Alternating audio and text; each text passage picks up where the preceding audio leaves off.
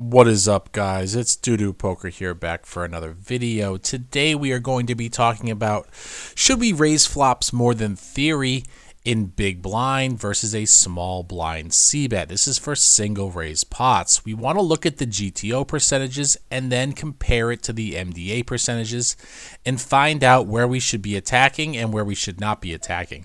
So let's look at three types of boards, but first we're going to look at generic data and then we're going to get more specific. Here's the field as the single raise pot at a position pre-flop. Raiser, small blind versus big blind reg data. What do you guys notice from the bet 30 fold? You notice versus a 3 to 4x raise, they are over folding by a large percentage. Now, not so much on the bet 50, bet 70, but we see that they're also under 3 betting relative to GTO, so this incentivizes us to raise more than theory in general. But we know poker's a specific game, not a general game, so let's get into specifics. So first I'm going to look at the ace-high board texture and we're going to compare folding frequencies in theory to folding frequencies in practice. All this data is from artificial intelligence. The parameters are the c-bet is 1/3, the BB raise is 3.5x, and we are assuming 100 big blind stacks. So what do you guys notice? Well, you notice on the rainbow boards we're getting more folds than on the two-tone boards, but we're getting a lot of folds in both spots. So you want to be more aggressive on ace-high boards regardless if it's a rainbow board or a two-tone board. Now let's look at the most overfolded spot. We see here an ace-7-2 rainbow board is folded almost 60% of the time, which is 20% more than the GTO percentage. So what I like to do is I like to go into the solver and see where the overfolds are coming from. We go into the solver and I give the solver 1/3 sizing and I say the big blind is raising 3.5x, and we see exactly where the overfolds are coming from. Do you think people are defending with a hand like King 4 of spades to a raise?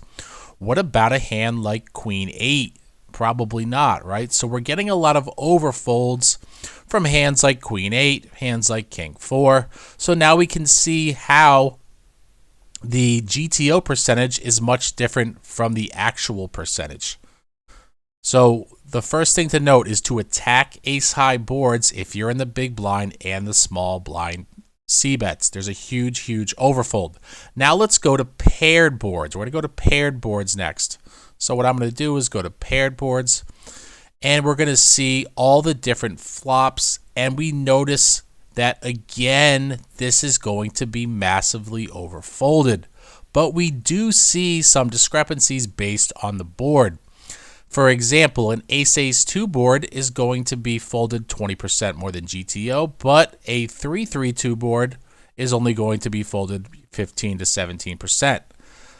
And then if we look at the two-tone boards, we see, okay, again, another overfold, but you start to get only, a 10% overfold on the lower boards. Either way, you need to be attacking paired boards much more than theory. Let's go look at a solver solution for this spot. I'm going to look at an ace-ace-2 board. So we do the same parameters, 1/3 sizing, I raise 3.5x. And what do you guys notice? You notice that a hand like Queen 8 of clubs, no draw, no backdoor flush, is supposed to be continuing. People are never going to continue with a hand like Queen 8 of clubs to a raise on an ace-ace-2 board with no club.